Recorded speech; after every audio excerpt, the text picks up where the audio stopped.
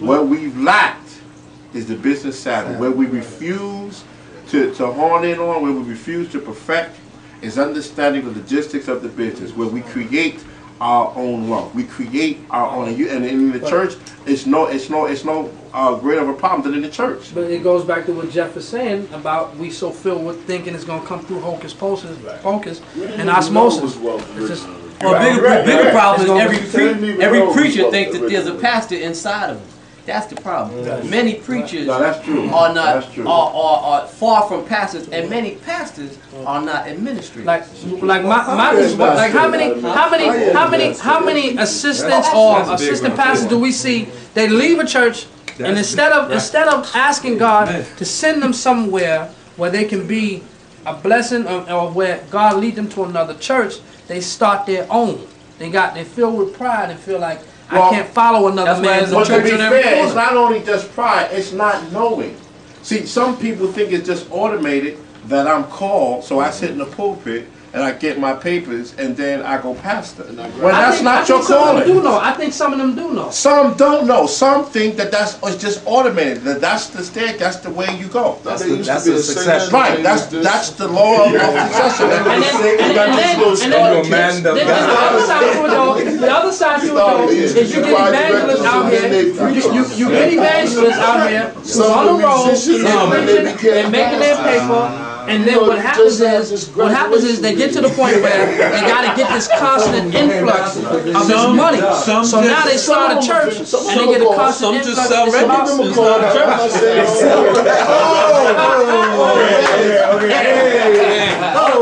Give me another round.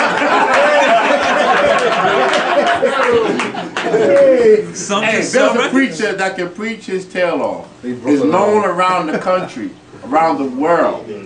You go to his church Sunday, there'll be maybe 100 folk in the church. No, it ain't. It's gonna be 35 folk. Okay, tell the truth. 35. I'm trying to be nice. No, 35 and 15 he on the even had the audacity, to try to purchase a building that he should not have tried to purchase in the first place. Not made by him. Okay, listen, do not put this part on YouTube. Thanks. So, the point is we create these hype about people, and we make them God's small g, because we need somebody to look, and there's nothing wrong with respect. Right? There's nothing wrong with respect. But we make, he got a radio station, right?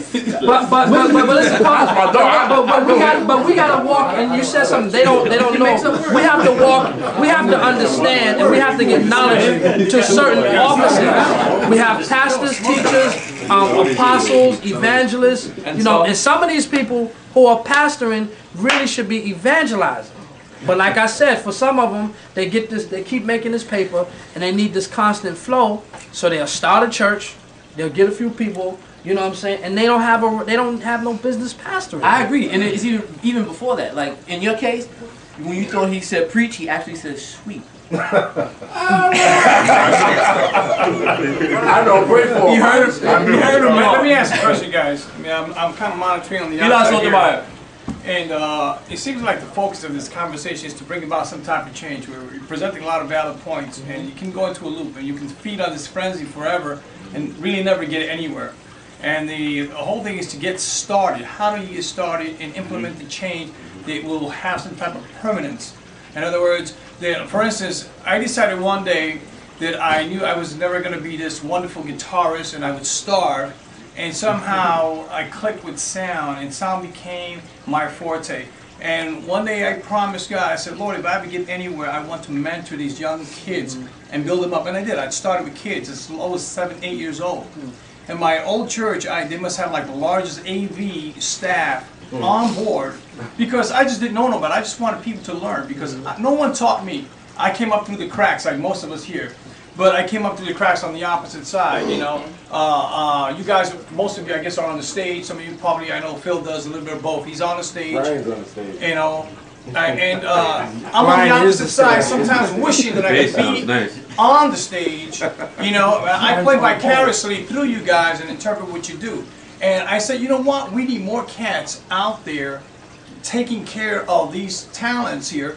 Because you know what? I don't care how big you think you are. I don't think where you've come from. I don't care where you've been. I don't care how much cash you make or you don't make. You know what? It all ends up like mud if you don't understand the physics. That's exactly and the what dynamics. saying. Your position. Right. You found your calling. Right. I found my calling, and so what happens is to develop interpretive skills of what pleases a congregation in the area of hearing this fine sound from these musicians that have been trained, but you never really studied the philosophy of acoustics. How is the audience perceiving what you're bringing to the table? Are you all about yourself? You know what I'm saying? So now, what are you handing down? You're talking about discipleship, teaching these young minds. It's so crazy. Now, it's like a pastor. I'm right. gonna let you finish. But it's like what y'all was saying. A pastor and being able to pastor. Do you understand the philosophy of pastoring? Or are you just a hocus pocus overnight, get behind the pulpit and start reading scriptures out of the Bible because you were ordained a minister? Because you could hoop and change. Well, let's let Eli finish because he was going somewhere. Yeah, I love that. Go ahead. So anyway, my vision was that I wanted to share what I had because I developed such a passion for it. And I knew I wasn't the only one that understood it, but I was kind of wrong.